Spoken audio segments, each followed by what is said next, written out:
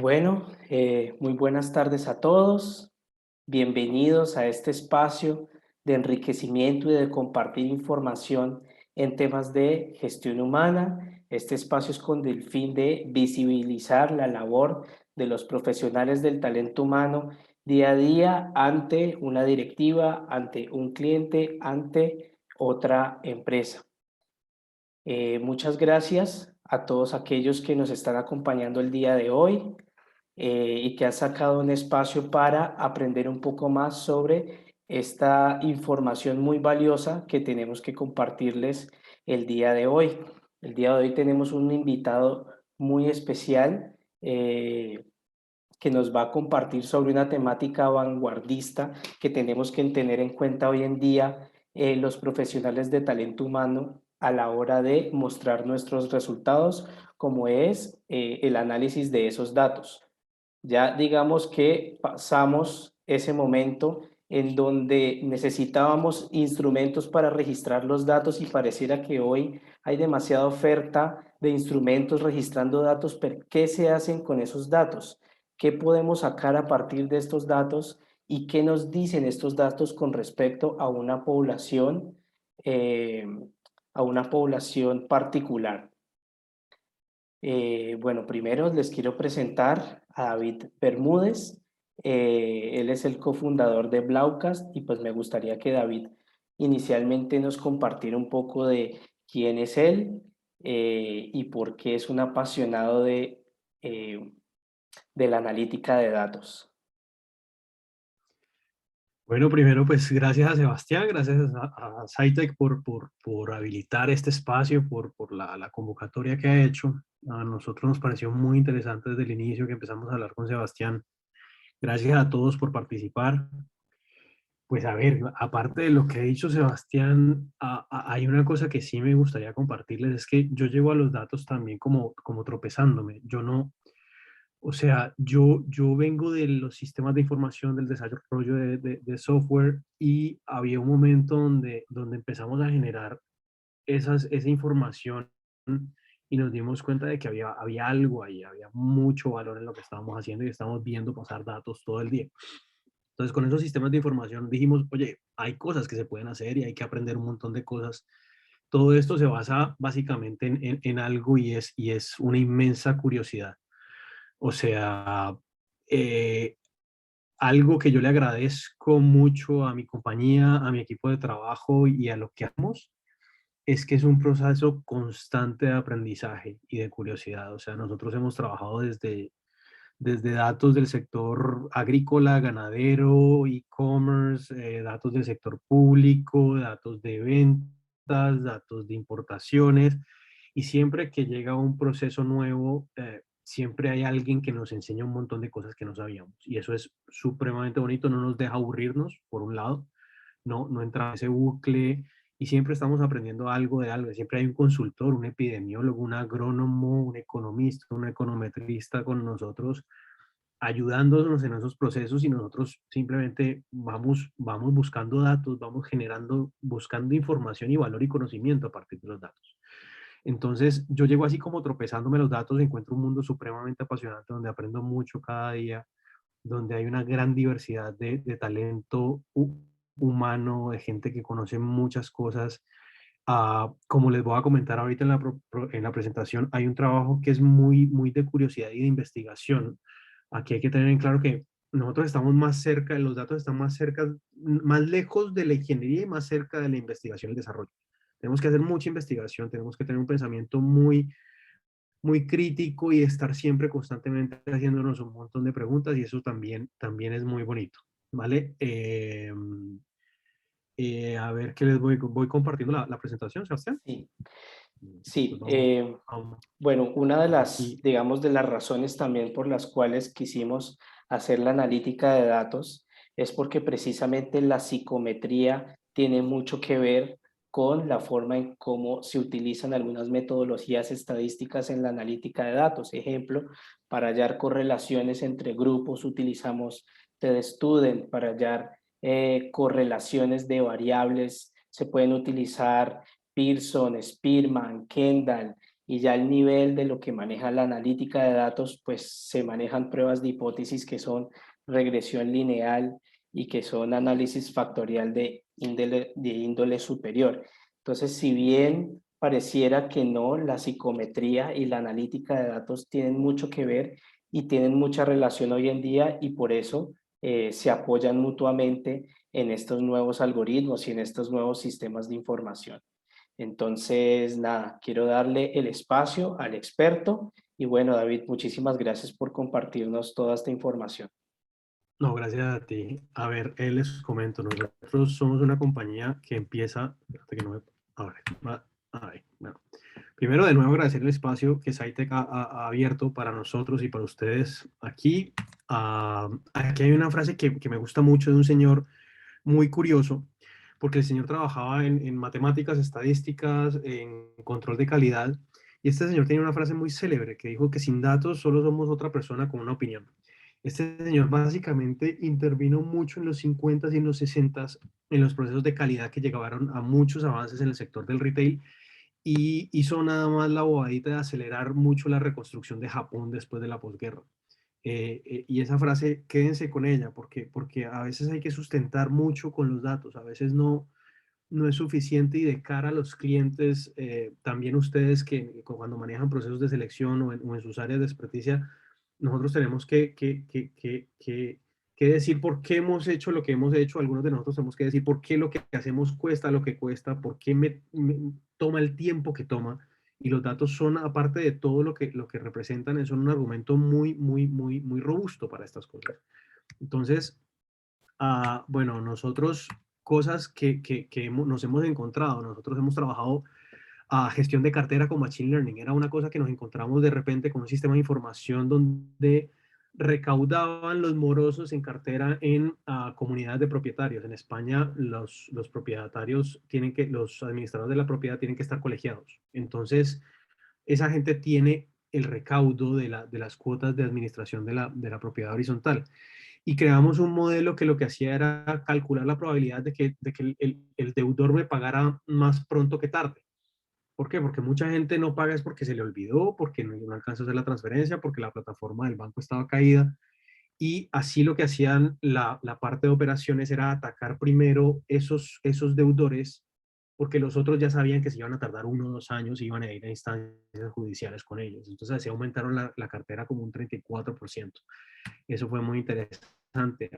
Y otras cosas que hemos hecho es algoritmos de clasificación con Random Forest, que lo que hicimos con el Hospital Tomás Uribe de Tuluá fue diseñar un sistema que lo que hacía era clasificar los pacientes con modelos de datos que lo que hacía era decirnos, primero, qué tan viable era el paciente o si había que redireccionarlo, qué tan viable era de alguna manera el área o el servicio que lo estaba atendiendo, y otro montón de cosas, qué probabilidad había de cancelaciones, y eso les ayuda a optimizar los datos que compilaban para que cursos que les iban a asignar les llegaran de una manera más ágil y más pronta. Lo que les decía, variedad de datos. Hemos trabajado con el sector agrícola generando modelos que nos dicen qué tan rentable puede ser un cultivo de acuerdo a las características del lugar donde se pretende cultivar, al área, cuánta gente trabaja en el predio, qué condiciones hay para llegar o para salir del predio, cuál es el centro de acopio más cercano. Estos sistemas también los hemos trabajado. Ah, Aquí hay algo muy, muy chévere que estuvimos trabajando también y era lograr crear como identificar la probabilidad que había en el oriente de Cali, que es los que no están aquí en Cali. El oriente de Cali es una zona muy amplia, muy robusta, donde se manejan muchos problemas de orden público y hay una gran brecha en lo que es seguridad y etcétera. Entonces, nos buscaban para identificar unos clústeres donde había consumo de sustancias psicoactivas. Decidimos ir un poquito más y correr un algoritmo de clasificación que nos identificara la probabilidad que había, dados los determinantes espaciales del lugar, la iluminación, el acceso a la movilidad, el transporte, si era comercial o residencial, si esos sitios se podían convertir en un futuro en un foco de consumo de sustancias psicoactivas. Eso fue bastante interesante. Esto lo estuvieron viendo hace hace unos minutos, creo que este es el del 2021. Y es cierto, producimos más información que nunca, pero a una velocidad que no nos podemos alcanzar a imaginar. El procesamiento de los datos en tiempo real se empieza a volver inviable porque es demasiada información. O sea, cada minuto estamos hablando de 5.7 millones de búsquedas en Google, estamos hablando de 240.000 fotos subidas en Facebook y solo estamos hablando de redes sociales, no estamos hablando de otro montón de cosas que también están pasando a medida que pasa este momento. O sea, pero ahí hay un paréntesis que hay que hacer, no todo es tan bonito y resulta que el 80% más o menos de los datos que manejan las organizaciones, que manejamos las organizaciones, no son datos estructurados, no es una base de datos con unas columnas y unas observaciones donde yo puedo empezar a analizar datos con bases de datos estructuradas, relacionales, SQLs, SAP, etcétera. No. Hay datos que son audios, hay datos que son videos, hay datos que son cadenas de texto que están guardadas por ahí. Esos datos se están quedando ahí. Cada vez hay más alternativas y hay una potencia de cómputo suficiente para empezar a hacer algo con esos datos que tenemos por ahí guardaditos. Y esto viene de Copérnico, o sea, esto no nos estamos inventando nada nuevo. Mucha gente estaba antes y ya planteaba muchos modelos que estamos utilizando actualmente, pero no teníamos esa potencia de cómputo para hacer la cantidad de cosas que estamos haciendo ahora. Cuando ustedes se sientan y abren Netflix y Netflix les dice, mire, yo creo que te gustaría esto. Hay un montón de algoritmos de recomendación corriendo atrás, identificando cuáles son mis gustos, mis perfiles, a qué hora me conecto, a qué hora me desconecto, cuándo cambio la serie, cuándo pauso la serie, el entorno que te rodea, la gente con la que te relacionas. Hay muchos datos. Ahí hay una anécdota muy bonita, creo que ya la había hablado con Sebastián, y es que la serie más exitosa de Netflix la diseñó un modelo de datos. No fue alguien que tuvo una brillante idea y se sentó un día y dijo, me parece que esto va a ser exitoso. Metieron todos los datos en un repositorio y plantearon las siguientes inquietudes. ¿Cómo hago una serie que sea muy exitosa? Y el algoritmo le dijo, mire, la serie tiene que tener esta temática, tiene que tener este actor, tiene que tener este director y tiene que tener este guionista. Y así nace House of Cards, ¿vale? No se le ocurrió a nadie, se le ocurrió un modelo de datos. De hecho, había un concurso en el que le preguntaban a la gente, bueno, hay $1.000.000 para la persona que logre mejorar ese algoritmo. Al final alguien lo hizo, pero involucraba tomar datos que violaban determinados protocolos de protección de datos y no se pudo mejorar el modelo. Otra cosa hay por aquí. Hay información muy interesante. Uno de cada 3 líderes de negocios no confían en la información que usan para la toma de decisiones. Eso es un indicador bastante interesante porque todavía nos movemos por intuiciones, lo que había en el video, el cara o sello. Todavía hay organizaciones que funcionan y que tienen una trayectoria y ustedes han escuchado y yo lo he escuchado. Yo llevo 25 años funcionando esta compañía y no he necesitado el primer algoritmo y están todo este tipo de situaciones porque hay una resistencia al cambio, es normal y a veces la gente piensa que esto va a implicar cambios. Sí los va a implicar porque estamos generando información constantemente y a veces la desperdiciamos, pero tiene que ser paulatino. Nosotros somos unos firmes abanderados de la democratización de los datos, o sea, lo que no puede ser es que las organizaciones consuman sus datos en una junta directiva una vez al mes, pero toda la gente que hay de ahí para abajo no sepa cuál es el indicador de productividad de la compañía, cuál es la proyección de ventas de la compañía, cuáles son las metas y cómo se están calculando en la compañía.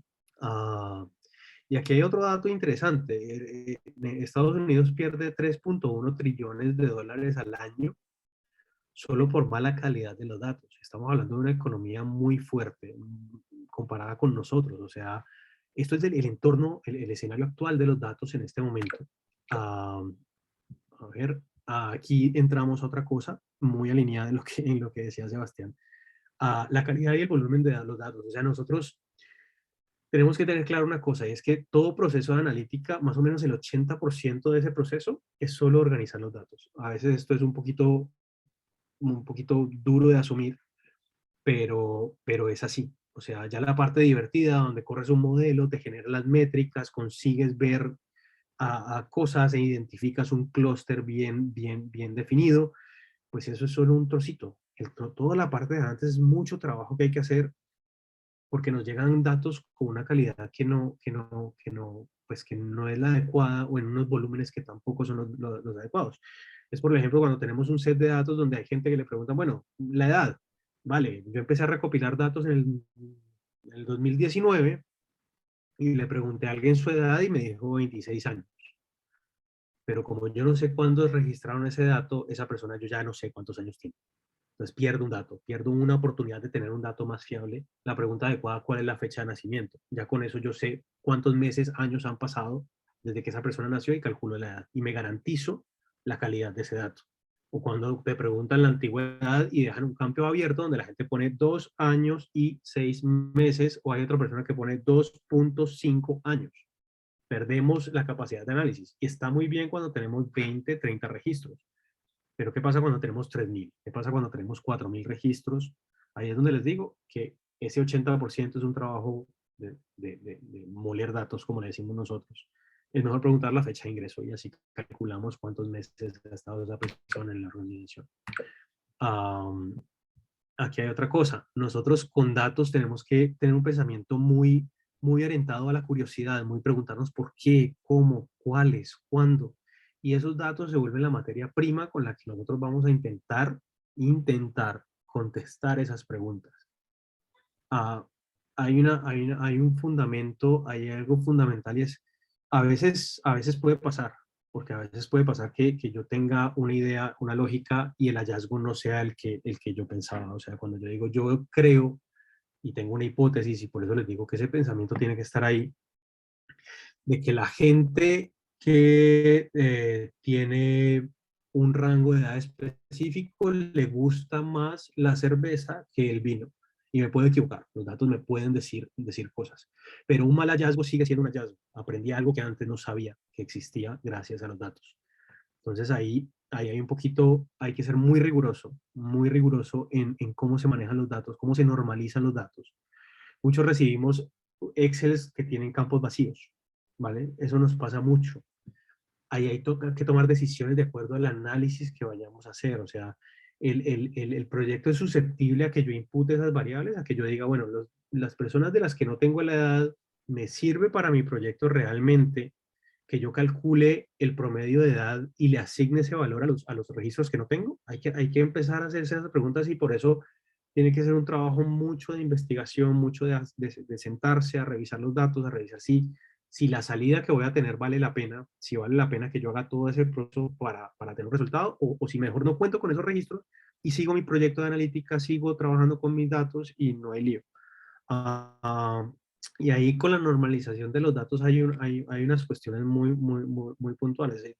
Tengamos como ejemplo, o sea, nosotros tenemos una organización que tiene una particularidad, es que tiene unos 6 7 8 personas que son los fundadores de la empresa y que llevan más de 30 años, 20 años en la organización y luego están renovando un equipo de gente que lleva muy poquito tiempo. Entonces, si yo calculo el promedio, eso me da 11.6 años. Calculo el promedio en Excel, es una formulita, lo sumo todo y lo divido por la cantidad de observaciones. Es válido que yo utilice eso 11.6 porque es que si utilizo la mediana, que es otra medida de tendencia central, que me sirve para eso, me da 4, porque es que yo ahí lo que estoy haciendo es básicamente concentrar mi análisis en dónde se concentra la mayor cantidad de los registros. El 50% de esos registros, ¿dónde están? Entonces me quedan en esa cajita. Todo lo que sea por arriba de ese cuartil lo desconozco y lo que queda por debajo lo desconozco y me quedo con lo que está centralizado. Es como ustedes alguna vez habrán escuchado, hay gente y a mí una vez alguien me dijo que la estadística no servía, que la estadística no servía porque si tú tienes dos personas, que una persona tiene dos panes y una persona no tiene un pan, el promedio es que cada persona tiene un pan y eso no es real. Pues es un análisis que preliminarmente pues es válido, pero es que la estadística no está hecha para que conozcamos a esa porción del universo que podemos observar. Está hecha para yo proyectar y conocer esa parte del universo que no puedo medir. Para eso es que está la estadística, por eso hay muestreos, por eso hay normalización de los datos, porque yo Yo no puedo preguntarle a toda la población de una ciudad si es de un equipo de fútbol o de otro. No puedo porque el costo-beneficio no me sale. Entonces aquí hay que ser muy cuidadoso en esto porque miren la variación que hay ahí. Es muy grande. Pero si yo tuviera 10 personas y hubieran dos personas con 80 años de antigüedad, de edad, y hubiera todo el resto tuviera 18, pues el promedio tampoco me serviría, porque me diría que el promedio es más o menos 40 y pico años, 30 y pico años, y tampoco sería muy acertado. Entonces hay que tomar una decisión de cómo tratamos nuestros datos, cómo los normalizamos, cómo enfrentamos los datos para ese proyecto que estamos trabajando. Ahí ni siquiera hemos tomado una decisión de qué vamos a hacer. Estamos trabajando, limpiando, depurando, estructurando, y ahí es muy importante. Y sobre todo, estos procesos de selección y de pruebas psicotécnicas es que a nosotros nos llega el Excel o alguien nos comparte un archivo, a nosotros nos han llegado con papel, para eso, o sea, para que se hagan una idea. Y por eso es importante apoyarse en plataformas como Cytec. O sea, ustedes, esas plataformas, esa lógica de garantizar que los registros quedan en un mismo sitio, con las mismas características, normalizados, bien recopilados, nos ahorra un montón de trabajo. Nos ahorra un montón de trabajo, un montón de tiempo, un montón de dolores de cabeza, porque tenemos herramientas ya que nos están ayudando. Nos están ayudando a concentrar los datos de la manera que los necesitamos para el proceso que estamos empezando, y eso aumenta mucho la probabilidad de éxito que tengamos en el proyecto. Uh, Esto es a lo que me refiero. O sea, hay categorías, las voy analizando y es un análisis exploratorio. Esto no le tengan miedo a hacer un análisis exploratorio. Suena raro, es empezar a mirar, listo. Yo voy a mirar cómo son estas variables que yo tengo en este dataset que me acaban de pasar de un instrumento que alguien corrió en Scitech, y yo tengo, vale, yo tengo la columna A, hay unos departamentos que son administrativos y otros departamentos. Yo ya sé que eso es una categoría y yo ya sé cuántas categorías hay ahí.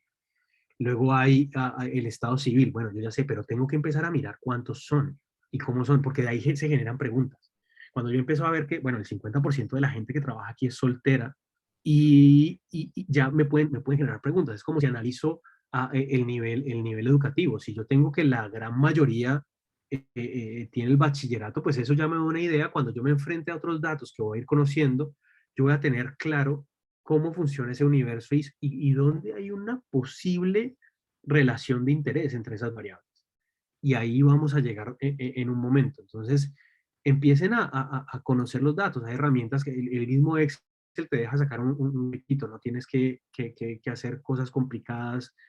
Las fórmulas, equivóquense, les va a salir un error, pero es interesante que lo empecemos a hacer porque nos genera información que nos va a ayudar a hacernos preguntas, a generar hipótesis y a buscar y ahondar mucho más en los datos que tenemos, ¿vale? A veces nos ayuda a buscar datos complementarios. O sea, yo tengo unos datos aquí, pero resulta que voy a tener que ir afuera a buscar unos datos que van para robustecer este modelo, para generar más conocimiento, más información, ¿vale?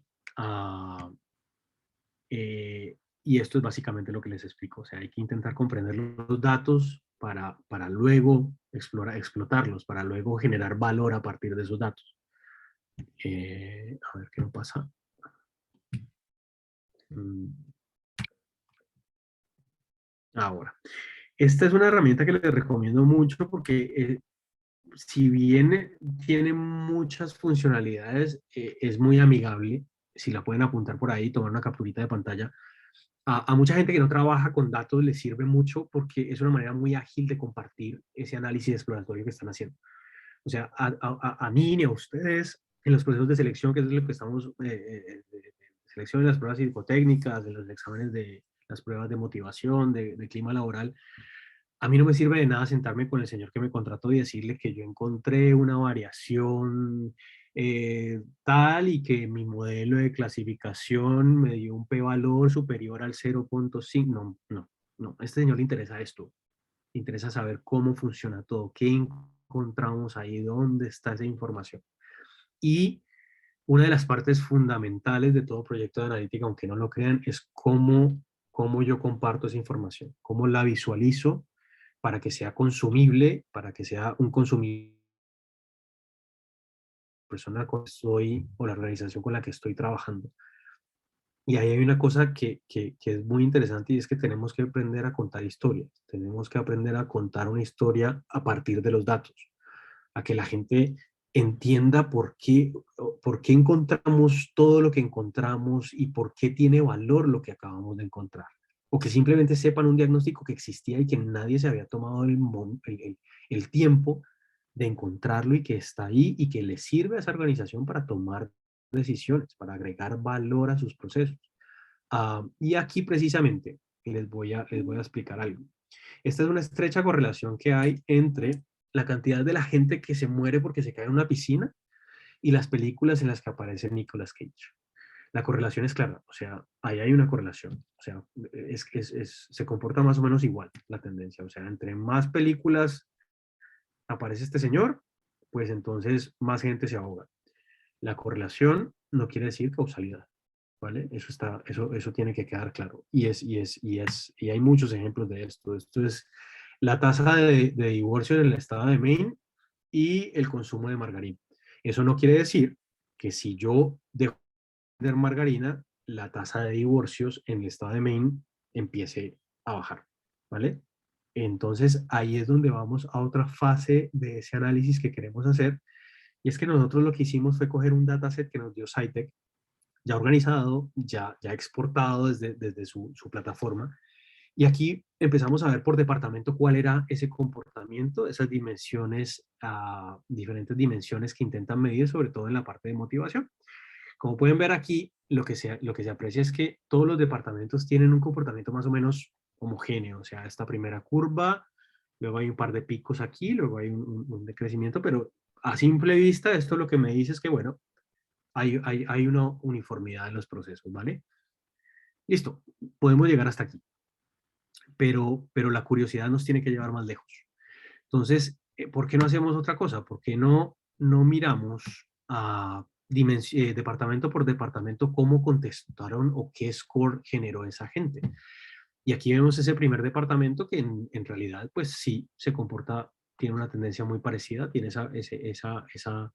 ese comportamiento en las curvas que decíamos, en esos picos y en esos valles. Y eso es interesante, pues confirma de alguna manera. También, digamos que tiene un comportamiento muy uniforme de acuerdo al resto de la organización, pero aquí empezamos a ver otra cosa. Aquí empezamos a ver que la parte administrativa tiene un comportamiento que baja un poquito esa curva, que la gente está muy dispersa entre un rango que va desde donde estaban esos picos y esos valles hasta, o sea, ya hay un abanico más grande, y ahí pueden salir preguntas, ahí pueden salir otro tipo de análisis, otro tipo de hipótesis, y por eso es interesante que miremos los datos en todas las dimensiones que podamos, ¿vale? Y luego miramos acá. Acá tenemos algo que ya es puntual, tenemos un grupo de gente, de personas en este departamento que tiene un comportamiento más tirado hacia arriba en esas dimensiones, ¿vale? Pero luego tenemos a alguien que definitivamente tiene un problema, o sea, no está nada motivado con nada.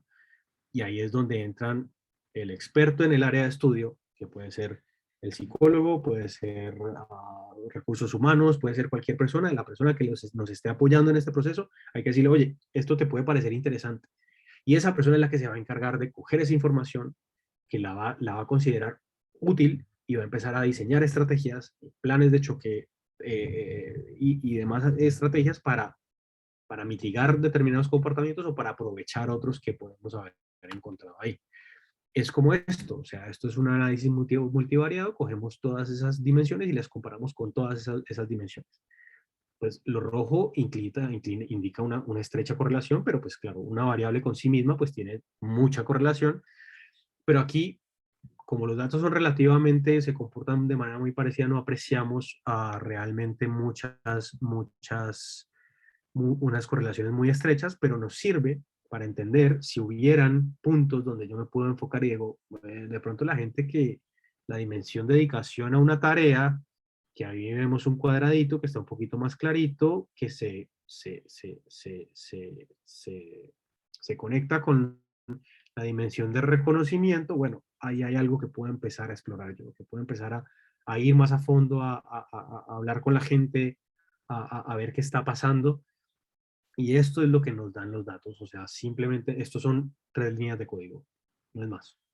No es más. Y esto ya puede generar mucha información para un proyecto, para trabajar, para empezar a encontrar dónde hay áreas donde yo puedo empezar a ahondar un poquito más, a explorar un poquito más, a vincular. Te sirve también mucho, y esto sí quiero hacer un paréntesis ahí, cuando trabajas con datos es muy bonito porque hay gente que se vincula y se interesa por lo que estás haciendo y porque se sienten, les afecta directamente. O sea, lo que estamos encontrando es algo que a ellos se vuelven dolientes y entonces dicen, oye, pues déjame ver si el área de marketing tiene algo que decir, déjame ver si ventas también tiene que decir, y si el departamento comercial tiene algo que decir. Y ahí es donde voy, esa democratización de los datos, eso de que todos trabajemos porque va a haber alguien desde marketing que entienda por qué hay una correlación estrecha entre 2 variables y yo no, porque yo manejo inventario, ¿vale? Entonces ahí hay cosas muy interesantes que se pueden hacer. Ah, y ahora vamos a esas posibles relaciones de interés. Ahí hay cosas muy bonitas que se pueden ir encontrando. Lo hablábamos con el dataset con Sebastián. Yo voy a quitar esto un momentito porque estoy compartiendo pantalla todavía. ¿Siguen viéndola? Sí, Ok. Sí. Entonces, aquí hay algo muy interesante y es que empezamos a ver esas posibles relaciones de interés. ¿Y qué hicimos? O sea, normalmente los datasets, por eso yo hablando con Sebastián, entre más rigurosos seamos con los datos que queremos conseguir, más probabilidad tenemos de conseguir más cosas. Claro, no vamos a pedir datos redundantes que no nos van a servir. Entendemos lo que implica para una persona rellenar un formulario. Entendemos el tiempo que representa, entendemos la posibilidad que hay de que hay una persona que le preguntan 100 preguntas y el cliente nos dice, mire, eso no es viable porque no tenemos tiempo, pero ahí hay que dar la pelea. Hay que dar un poquito la pelea y yo entiendo que hay cuestiones de protección de datos, yo entiendo que hay cuestiones de políticas de empresa, pero hay que intentar, entre más ganen, mucho mejor porque van a haber más resultados. En este dataset nosotros no teníamos el lugar exacto, barrio o dirección de la persona, ¿vale? Pero teníamos la ciudad o el municipio donde trabajaban, donde vivían versus con el que trabajaban. Entonces, ¿qué hicimos nosotros? Nosotros hicimos una imputación de esas variables y le otorgamos un grado de distancia a cada persona, diciendo, bueno, si esto es Bogotá y yo vivo en Bogotá, pues yo soy grado 1 porque vivo ahí mismo. Pero a medida que me voy yendo más lejitos, yo voy aumentando ese grado y con ese modelito le atribuimos un grado de distancia. Resulta que después, mirando esos datos, con los datos de motivación, hay unas dimensiones donde está clarísimo que influye muchísimo y que hay una relación de interés fuerte en el poder, la expectación que tiene la persona, la promoción y el salario, que fueron las dos que nos parecieron muy interesantes porque ahí te generas preguntas y dices, bueno, porque la distancia del trabajo versus el salario, ya el de grado 3 ya empieza a tener un problema, ¿vale? Aquí donde en este circulito rojo, o sea, desde el grado 3 ya hay una motivación muy poquita con el salario. Entonces nos poníamos a pensar y decíamos, claro, esa persona o esas personas deben estar pensando, a mí no me compensa lo que me están pagando con todo lo que me tengo que gastar para llegar aquí. Y cuando digo gasto significa monetario, en mi tiempo. Entonces ahí se empiezan a apreciar cosas donde se puede empezar a trabajar. Y es la gran diferencia entre darle a nuestro cliente una fotografía y un diagnóstico a darle información que le va a generar a él las herramientas para arreglar esos problemas. ¿Vale? Es como decir, yo te tomo la radiografía y te la entrego, o yo te tomo la radiografía y te digo dónde tienes que intervenir, ¿vale? Es muy diferente. Entonces ahí se empiezan a ver esas relaciones que pueden ser más estrechas o no. Hay otros sitios donde no, donde tenemos gente que el grado 4 se comporta, tiene mucha motivación de acuerdo a su supervisión. Entonces hay que empezar a hacer ese análisis porque no es solo quedarnos con el sesgo de lo que a mí me interesa, pero sí hay que ver que hay un comportamiento ahí que vale la pena explorar. Aquí encontramos otra cosa muy interesante. El tipo de contrato.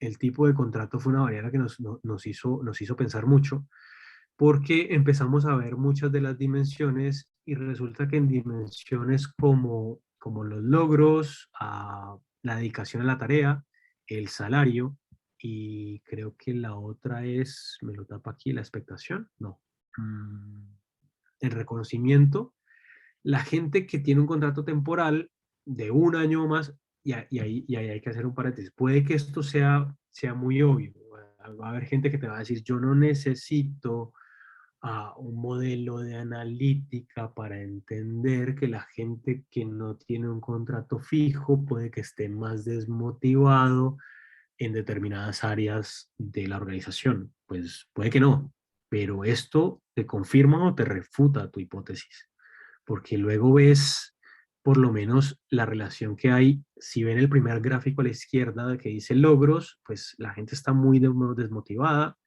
la gente que tiene un contrato temporal, pero cuando ven reconocimiento, están viendo otra cosa y es que tiene un pico. O sea, en la dimensión del reconocimiento están muy motivados. ¿Por qué? Y ahí hay que hacer un análisis en conjunto.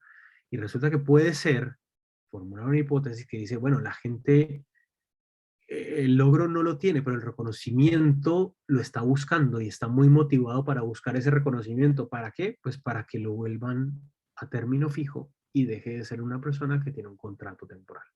Entonces ahí ya empiezo a entender otras cosas, otra dimensión de los datos que me va a servir para aportarle valor al proceso. Y luego en amarillito vemos la gente que tiene contrato a término indefinido y hay variables donde es muy evidente que hay poca motivación en la supervisión, en la autorrealización, en la aceptación de la autoridad y en el reconocimiento.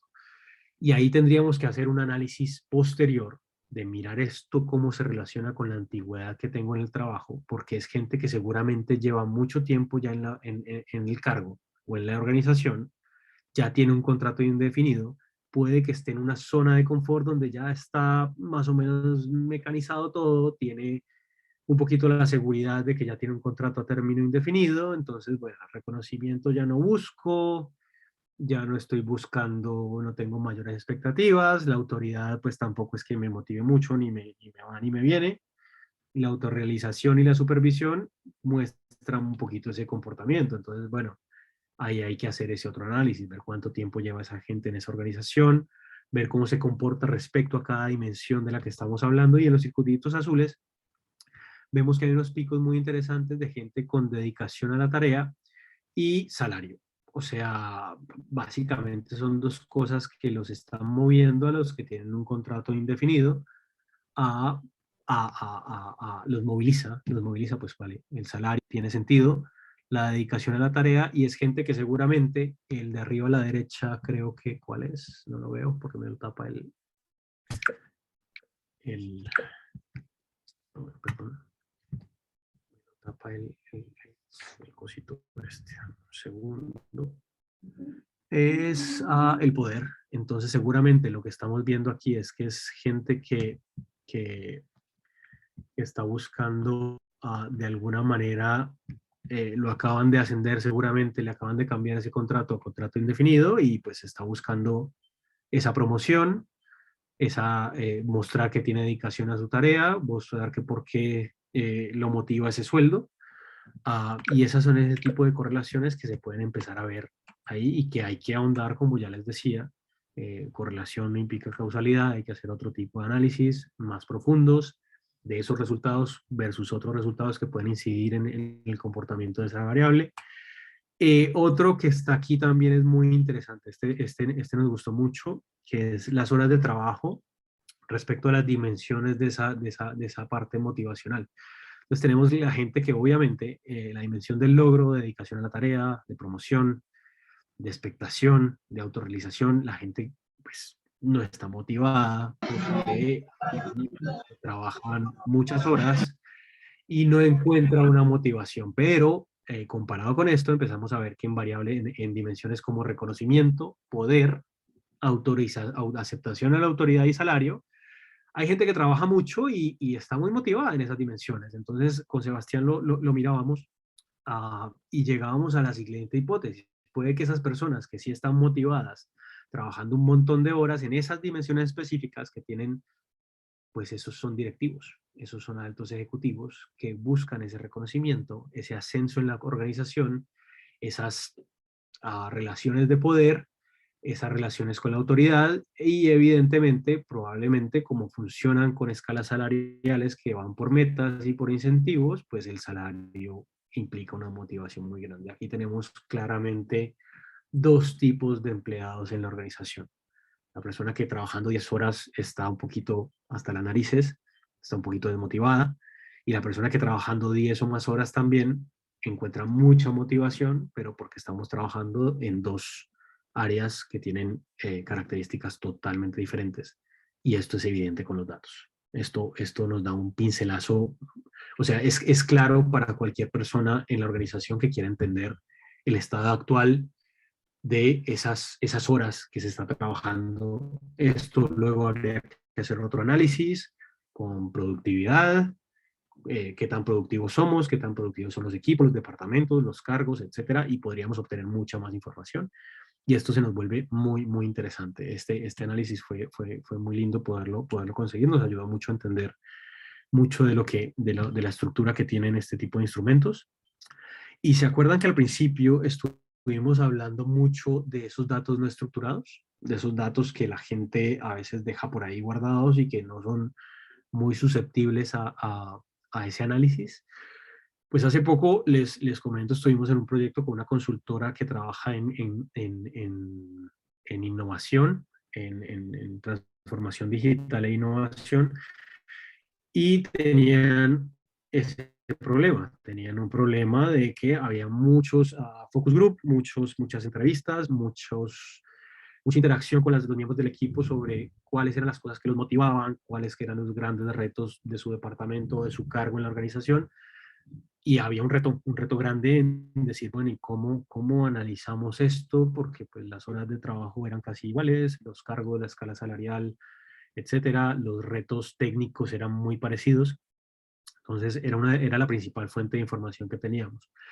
Ahí es lo que les decía, hay un reto muy grande y se pueden hacer análisis textuales, y lo que hicimos fue tomar todos esos textos uh, y hacer un análisis. Esto lo hemos visto todo, o sea, estas nubes de palabras las vemos constantemente, y empezamos a analizar esa frecuencia de esos conceptos. Hay un proceso que se llama lematización, que es como normalizar los datos que son cadenas de texto. Entonces quitamos las conjunciones, quitamos el para, de, sobre, en, y quitamos el yo, tú, él, quitamos todas y nos quedamos con estos sustantivos y empezamos a decir, bueno, ¿cuáles son los más predominantes? ¿De qué está hablando esta gente? Pero esto simplemente nos da una frecuencia y nos da la cantidad de veces que aparece ese texto, y tenemos que ir un poquito más allá. Hay algo que se llama análisis de sentimientos. Entonces, ¿qué es lo que se hace? Se lematizan esos textos, y lo que hacemos con herramientas de análisis de texto es, yo cojo la palabra reuniones, ¿vale? Y empiezo a mirar cuáles son los adjetivos que rodean esa palabra cada que aparece. Y en base a eso, con base a eso, le voy dando un atributo de si esos adjetivos son positivos, negativos, cómo me califican ese concepto. Y con base a eso empezamos a hacer una escala de negatividad sobre esos textos, y le damos información al cliente que dice, mire, evidentemente, pues la gente, hay áreas donde está bastante preocupada que están influyendo mucho, y a esta gente la tienen en reuniones, en Zoom, hay fallos en la comunicación, hay fallos en la estrategia, y esto es lo que está obstaculizando ese proceso de avance y de. Entonces ahí ya hay un trabajo que hace el consultor, pero nosotros le entregamos esta información. Estamos esperando a que el proceso termine para volver a hacer esa otra medición que nos va a ayudar a corroborar, a refutar la hipótesis que teníamos, varias de las hipótesis que teníamos. Y ahí es importante que entiendan que hay muchos retos que se van a encontrar, que la analítica no es una cosa de otro mundo. Hace unos años tal vez, pero era lo que hablaba con Sebastián hoy, el hype de la analítica ya pasó, el hype, la curva de lo atractivo que puede ser la analítica, ya ahora están los NFTs, el Bitcoin, el blockchain, modelos de ética para inteligencia artificial, y el mundo ya asume que nosotros con el trabajo que debemos hacer con los datos lo debemos estar haciendo. Y no importa, porque también hay una cosa que van a escuchar mucho y es, no hay suficientes datos. Bueno, depende. Depende porque no hay, ¿qué es suficientes datos? Porque si yo solo tengo una organización con 10 personas, pero a cada persona me contestó una pastoral de 250 caracteres, pues ahí hay algo que yo puedo empezar a ver. Que valga la pena yo ponerme a hacer todo esto en vez de leer los 10, bueno, eso es otra cosa. Pero hay cosas que sí puedo hacer, que sí puedo empezar a hacer y puedo intentar hacer y puedo intentar aportarle a través de los datos a mi organización. Y ahí hay que hacer un poquito de autocrítica y es pensar ustedes cómo están organizando sus propios datos. Ustedes están guardando los datos de sus clientes, la recurrencia con la que los llaman, a qué sectores económicos son sus clientes para saber de qué áreas están más interesadas en nuestros servicios, cuál es la recurrencia de venta que yo tengo con un cliente al que tengo fidelizado, cuántos clientes míos se han ido con la competencia.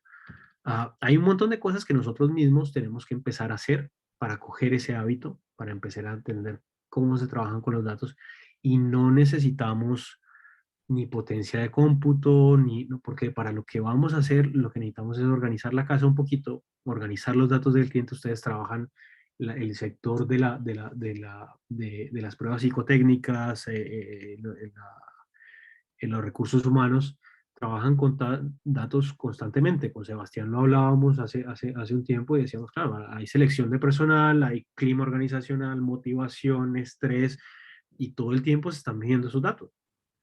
Y lo que no podemos hacer es guardarlos y olvidarnos y luego al año siguiente hay que mirar cómo evoluciona esto. Y para eso sí necesitamos algunas de estas herramientas, algo un poquito, y a ver, siempre vamos a encontrar a alguien que sepa más Excel que nosotros. O sea, aquí no estamos hablando de correr un modelo de KNN, de hacer una regresión logística. Afortunadamente hay herramientas como Cytec que les permiten a ustedes que registren los datos, obtener el reporte, calcular esos indicadores, calcular esos scores que tienen las organizaciones en esas diferentes dimensiones, pero hay otras cosas que se pueden hacer y es un aporte que hacemos y es el valor agregado que tenemos.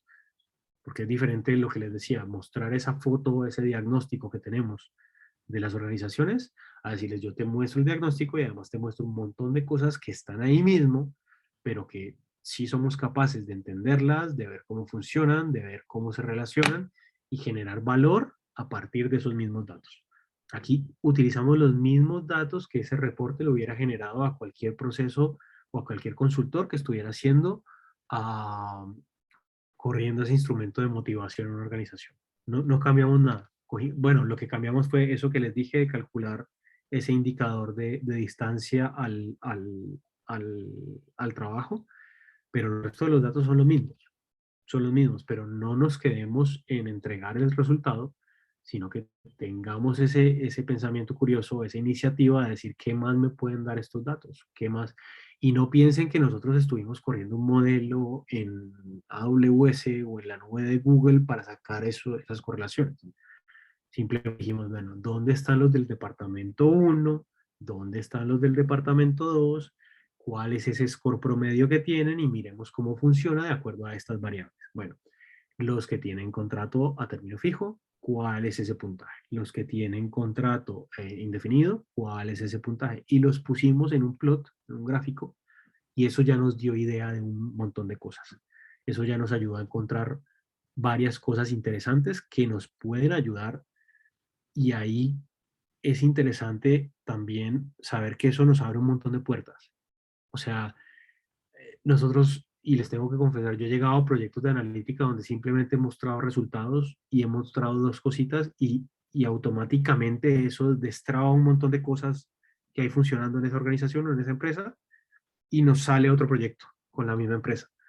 Porque les estás dando información que es de ellos, pero por la dinámica de la organización, porque el día a día administrativo, comercial, financiero no les permite hacer esos procesos, encuentran algo que inmediatamente se genera otra cosa y ese valor agregado te abre esas puertas, te dice, oye, yo quiero más de esto y hay que entender que que muchas de las personas que manejan las organizaciones quieren tener conocimiento de cómo funciona su propia empresa, ah, pero no se puede quedar en esos cargos directivos y en esas esferas altas donde nadie comparte los datos y alguien simplemente muestra el informe, se da una palmadita, esa junta lo felicita, pero la empresa sigue funcionando igual. ¿Por qué? Porque el señor que tenía que hacer compras nunca fue a esa reunión. El señor que hacía las compras nunca le dijeron que había un indicador de eficiencia en las compras corriendo y lo están evaluando continuamente y el señor no tiene ni idea. Y yendo más abajo, el señor de la bodega debería saber cuándo esa tendencia de despachos o de llegada del stock o de la materia prima, cómo se está comportando. Porque es que el señor que dirige la bodega es el que da los turnos en la bodega. Y cuando ese señor vea esa tendencia, que la puede ver en cualquier sitio, se la puede entregar, o la puede estar visualizando en tiempo real, ese señor se puede dar cuenta de que va a tener un pico de despachos en los últimos 3 días de la semana y tiene que asignar los turnos de los empleados. Entonces, cuando venga alguien y le diga, mire, necesito un permiso, venga, cójalo la próxima semana porque vamos a estar full los próximos 3 días. Esa analítica se tiene que democratizar, esos datos tienen que estar transversales en todas las organizaciones porque así es como generamos valor. Y nos ha pasado que el de la bodega no conoce nada de lo que están hablando en una junta. Y ese señor le ahorra millones de pesos a esa organización solo organizando los turnos que hay en bodega. Porque este señor conoce la bodega como la palma de su mano y ese indicador le puede ayudar a ese señor a ahorrarle millones de pesos a esa organización solo si sabe cómo funciona eso. Y ese señor ni es analista, ni es ingeniero, pero ve una gráfica con un numerito que va subiendo, una linecita que se va poniendo roja o una barrita. Y, y eso ayuda a las organizaciones y ahorran un montón de dinero. Y como consultores nos volvemos una herramienta muy útil para ellos y generamos un montón de oportunidades de negocio. Porque generamos valor agregado de cosas preguntas que nadie se había hecho o preguntas con las que nos encontramos o relaciones con las que nos encontramos o hipótesis que formulamos y ahí hay un montón de valor que hay que aprovecharlo. Los datos son un activo monetizable para las organizaciones. Estamos trabajando con sus datos, o sea, no estamos trayéndoles nada de afuera a venderse, no, es sus datos, usted me lo está guardando, usted los tiene guardados, yo simplemente hago ese análisis y genero valor a partir de ahí. Entonces ahí quiero decir motivarlos y que sea un reto de que empiecen a explorar un montón de cosas, un montón de alternativas, que miren la página de Plotly, jugar con ella es muy fácil, es muy chévere, es muy entretenido. Hay miles de visualizaciones que se pueden adaptar a esa necesidad que tengo yo de contar esa historia, de visualizar los datos, de intentar acercarme a esa visualización que yo quiero que me entiendan mis clientes o la empresa que me contrata. Hay un montón de que se puede hacer. El video que veíamos al principio, pues nos da una pincelada de cómo puede ser todo eso. Claro, es un poquito ríos de miel y de leche porque lo presenta la registraduría que acaba de tener un montón de problemas por su software y sus datos, pero bueno, sí hay que hacerlo, sí hay que empezar a hacerlo, sí tiene que haber una articulación entre las empresas, entre las personas que trabajamos con datos, entre la academia, entre el Estado, y sí se están haciendo muchas cosas, pero podemos hacer mucho más, podemos generar mucho valor a partir de los datos. Con Sebastián lo hablábamos y lo comentábamos y decíamos, esto puede llegar hasta el punto donde un modelo te diga qué probabilidad hay, y pasa mucho, y este proyecto en el que les estaba comentando, tiene un problema, es que la gente se aburre en la organización. Trabajan con software, son un montón de chicos que trabajan en programación, en desarrollo de software, están muy conectados con el mundo digital, pero se aburren rápido y se van. No pueden retener el talento. Entonces hay que hacer ese análisis y lo que estamos planteando ahora es decir, bueno, ¿cuáles son esas variables que me dicen a mí qué tan probable es que este chico se vaya?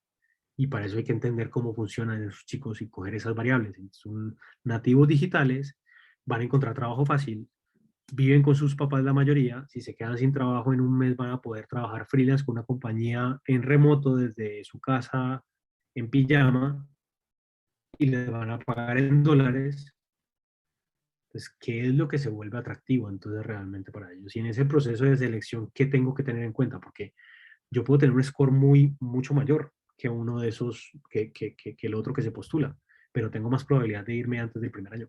Entonces ahí recursos humanos tienen que tomar una decisión y decir, "Bueno, de pronto me quedo con este, que se me puede quedar, que voy a invertir un montón de tiempo y de dinero enseñándole cómo funciona la organización, cómo funciona la empresa, pero no se me va a ir y no va a tener que estar corriendo porque tengo un hueco en producción donde tengo que entregar un montón de cosas para un cliente y no tengo desarrolladores.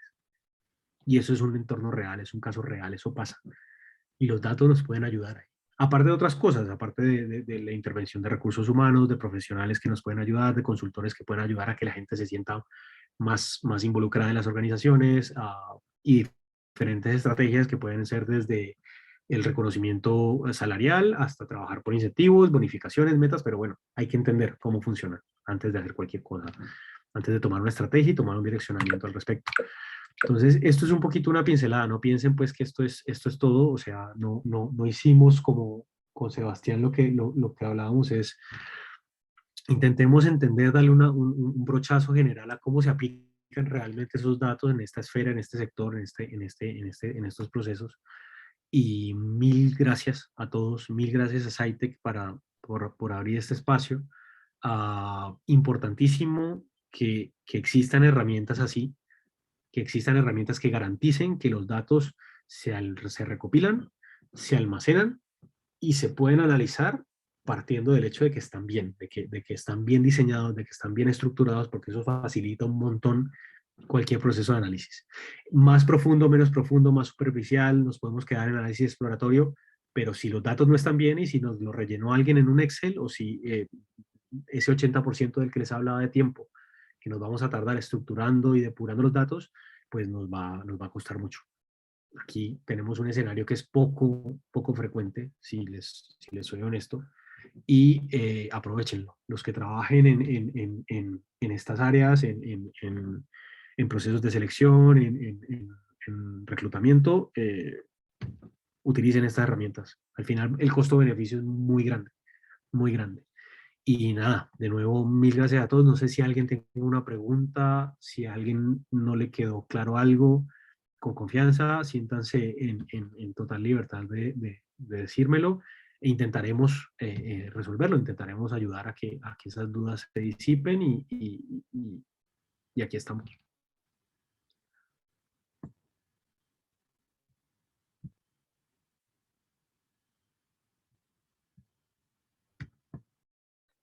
David, de verdad, qué interesante ponencia, cómo nos has puesto como tan al alcance de nuestra comprensión el tema de los datos, no solamente para selección de personal, para medición de clima organizacional, para capacitación, para evaluación de desempeño, es decir, para el mismo desarrollo humano. Podemos encontrar datos en todas partes que podamos ver en recursos humanos y qué interesante que pudiéramos utilizar precisamente estas herramientas estadísticas que nos dan las pruebas de hipótesis para poder corroborar o no los datos que tenemos.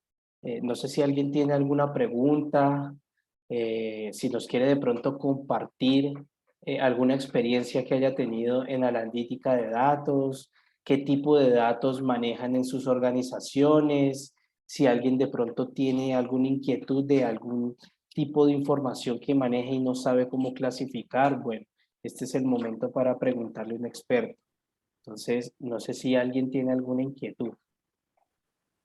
Igual, este ejercicio surgió a partir de aplicar la analítica de datos al cuestionario de clima organizacional que nosotros en SciTech desarrollamos y todo fue como muy fluido, todo fue fluyendo, todo fue como muy curioso, como dice David. Todo esto es un proceso más investigativo que cualquier cosa y realmente la curiosidad es lo que nos lleva más allá, ¿sí? De solamente presentar un tema de gráficos, sino ir más allá y de eso se trata este webinar, de ir más allá del dato. Entonces, bueno, si nadie tiene ninguna inquietud, David, muchísimas gracias de verdad por el espacio, por el tiempo, por la disposición, por la claridad de tu presentación y nada, esperamos poder seguirte teniendo en este tipo de espacios para compartirnos pues más resultados de tus estudios y pues que nos tengas así pegados a la pared pegados en la pantalla a ver qué más nos van a arrojar esos datos y qué correlaciones vamos a encontrar. Muchísimas gracias. No, de hecho, pues bueno, al contrario, gracias a ustedes por abrir esos espacios, por asistir. Ah, es un mundo muy interesante, o sea, desde la perspectiva que lo miren, desde el área de trabajo, de estudio, desde el área de experticia que manejen cualquiera de ustedes, es una herramienta muy útil. Es una herramienta muy útil nosotros poder sustentar un poquito las cosas a partir de los datos, porque la frase del principio, ya dejan de ser opiniones, ya dejan de ser opiniones y sobre todo ustedes que trabajan en procesos de selección, en clima organizacional, les da una herramienta muy, muy, muy, muy poderosa para evaluar los procesos. La gran falencia que tenemos, sobre todo como Estado, es que no medimos impacto. Se toman decisiones, sobre todo en política pública, se toman decisiones, dicen vamos a hacer esto. Vamos a comprar un software grandote o vamos a invertir miles de millones en esto o vamos a dar un subsidio de cualquier cosa o las mismas empresas van a decir, pues vamos a hacer esto, vamos a hacer, no sé, un torneo de fútbol. Y muy bien, pero hay que medir constantemente y eso solo se logra con datos porque nos podemos equivocar, porque hay que medir el impacto de las decisiones que tomamos. No solo que los datos nos sirvan para tomar esas decisiones, sino que nos sirvan para que evaluemos nuestras propias decisiones, nuestras propias estrategias y nos demos cuenta qué impacto tiene. Claro, se abre una ventana para que nos demos cuenta de que tampoco tiene el impacto que esperábamos, pero esa misma ventana a veces te da una dimensión de que, oye, esto, el impacto que tiene es muchísimo, entonces lo replico, lo aumento, lo... Entonces ahí el cliente que los contrató a ustedes se va donde su jefe y le dice, mire, necesito el triple de presupuesto. Entonces, luego los vuelve y los llama a ustedes porque necesita volver a medir el impacto. Entonces, ahí hay muchas cosas que pueden generar, hay mucho valor que Tenemos, podemos. tenemos aquí una pregunta, David, una Sí, pregunta claro, Juan de Juan Carlos. Carlos Aguilar. Si quieres puedes abrir tu micrófono. Hola, buenas noches. ¿Me escuchan? Sí, sí. Ok. Bueno, soy Juan Carlos Aguilar, director de la especialización en gerencia del talento humano de la Universidad Autónoma y también director del MBA de la universidad. Muy interesante, David, su intervención me llamó mucho la atención. Específicamente, eh, veo que aplicaron al modelo de la satisfacción de Hesberg, ¿no? Entre higiénicos y motivacionales, cuando hablaba de los ejecutivos, también de la teoría de McClellan, logro, poder, afiliación. O sea, bien interesante. La pregunta es, frente al tema de capacitación del talento humano, porque pues regularmente en las organizaciones llegamos hasta las empresas hacen capacitación, invierten grandes recursos en capacitación, pero regularmente en la evaluación se queda, Kirkpatrick nos habla de 4 niveles, pero nos quedamos de pronto hasta en el segundo y tercero, no llegamos al cuarto. El primero la reacción, segundo aprendizaje, tercero conocimientos, pero en resultados muy poco. Y el quinto que plantea Phillips, que es el retorno sobre la inversión, de esa sí, Sí. realmente yo creo que ustedes que están manejando esto, las estadísticas, los dedos nos sobran para decir que estas realmente. En ese sentido, ¿hay algún desarrollo, aunque igual eso es más de desarrollos propios, con los datos que Ujú. genere la información, para poder llegar a ese cuarto nivel de Kirkpatrick o a ese quinto nivel que plantea Phillips? O sea, poder medir realmente ese ROI de la Ujú. capacitación. Hay algo que es un escenario con el que nosotros nos hemos encontrado alguna vez.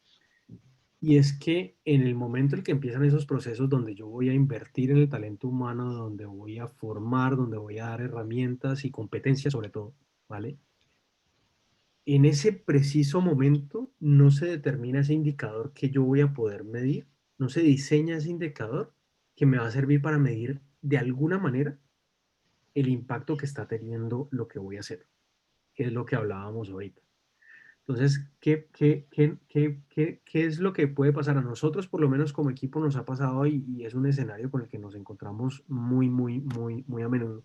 Y con otros consultores con los que hemos trabajado, es que las cosas, los procesos a los que yo me enfrento después de la capacitación, de- de- de- del aumento de las competencias, no están alineados ni con la organización ni con las competencias. ¿A qué me refiero? Entidades como en Cali, entidades que todavía reciben gente en el momento en el que estamos, donde encontrar un arquitecto en nube es costosísimo.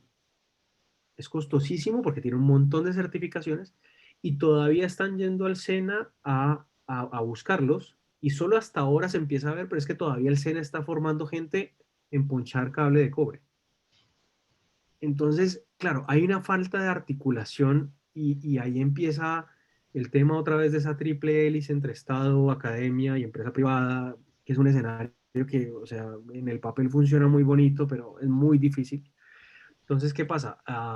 Con varios consultores con los que trabajamos, nosotros, y eso es algo que aplicamos nosotros como equipo, y es que funcionamos por retos y ellos lo hicieron con un par de veces y de ellos yo tengo que admitir que básicamente los copié, porque, y sobre todo en pandemia, porque ¿qué hacen ellos? Ellos diseñan retos donde sea necesario que yo aplique lo que yo he conocido, lo que yo he aprendido para resolver ese reto.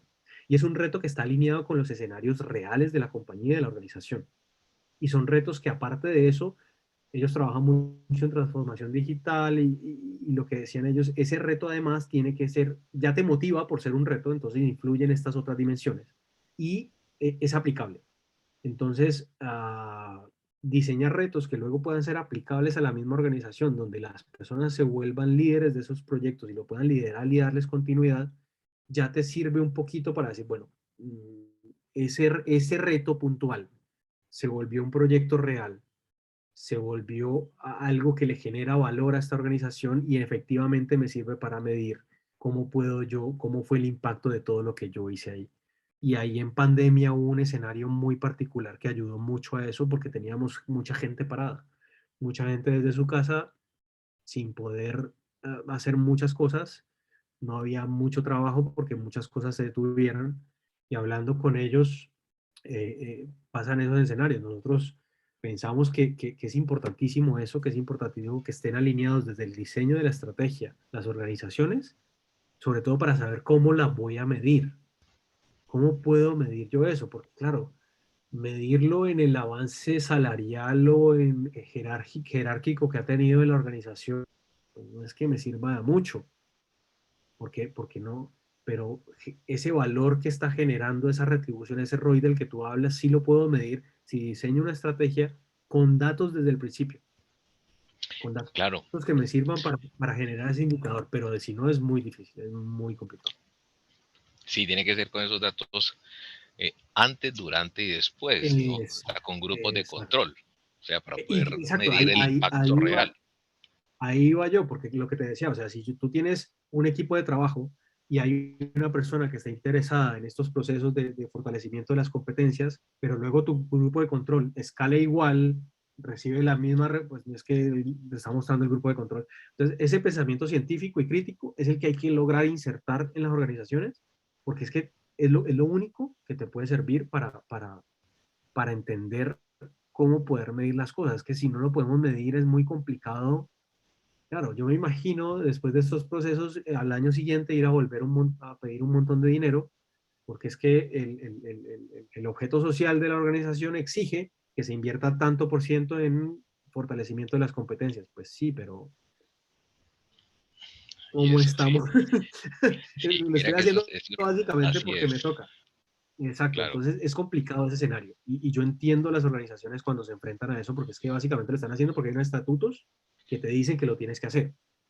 Entonces, a ti te dicen, tú tienes que capacitar a tantas personas en competencias y en estas habilidades técnicas, ¿vale? Pero después, claro, después los pierdes, que es lo peor. Después los pierdes y no los pueden medir porque muchos se dedicaron a otra cosa, muchos el certificado pero nunca trabajaron, muchos están en la informalidad, entonces, claro, es muy difícil, es muy, muy complicado. Es No, muy y complicado lo y te que has entiendo perfectamente. presentado es muy interesante porque, bueno, en talento humano sabemos lo que no se mide, pues igualmente, y por eso, o sea, por esa analítica de datos, es que muchas veces talento humano no tiene el lugar que se merece en la mesa de toma de decisiones, porque no llega con datos.